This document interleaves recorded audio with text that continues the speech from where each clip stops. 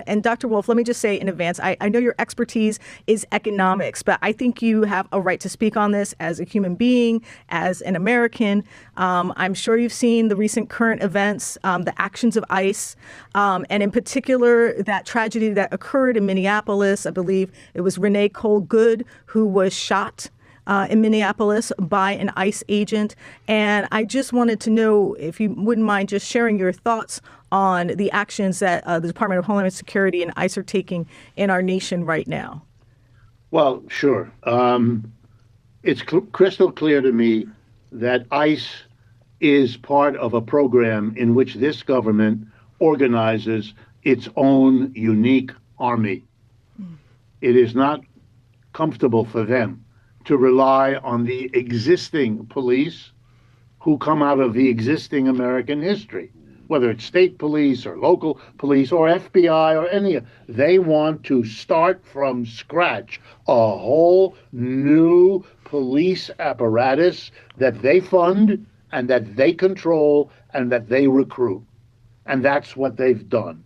I have to sort of continue the discussion about the new police force and kind of tie it back to your idea of how our current form of capitalism is not just irrational, but to justify that irrationality, there has to be omnipresent cruelty. And are we seeing a new American sort of phase of cruelty exercised by this new police force, which could become an instrument of a government that seems to be based upon cruelty because it's supported by oligarchs and bolstered by the same wealth inequality that seems to define our lives? I mean, are we talking about this new national police force as an instrument of the cruelty of the economics we all live with? Yeah. I mean, a short answer is yes.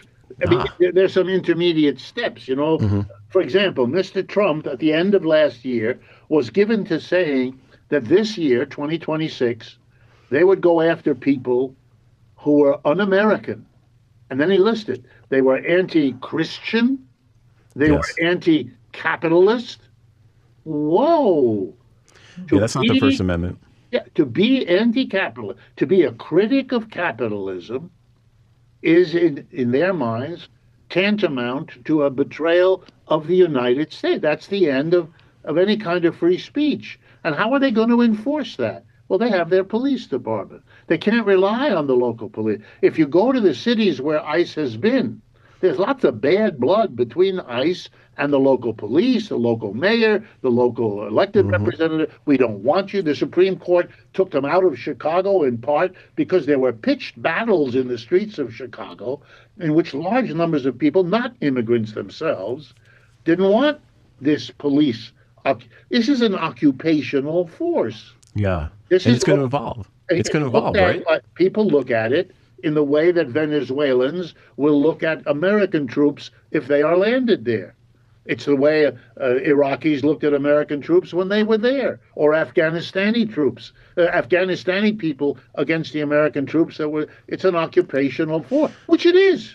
And what's brilliant about what you're saying is that as they expand these ideas of prosecuting people for ideas like not agreeing with capitalism, they'll have this police force that they can mold to enforce this, right? In some ways, it could become something where, you've expressed anti-American ideals. Next thing you know, ICE is at your door. Yeah, ICE is at your door, and you have a lawyer, and the lawyer goes up and says, they're having a meeting discussing things. This is not a crime. Well, we're very sorry, but we got a call that there might be a bomb. Everybody out. Well, the meeting's over. And then you reschedule it for 2 weeks later, and they do the same thing. What are you? You understand? I mean, there's 100 ways this game can be played. Exactly. You're making a great point. Once you cross that full transom. Then when some of your rambunctious members have the nerve to go up to them and say, you played that game on us 2 weeks ago. Get out of here. He'll be arrested.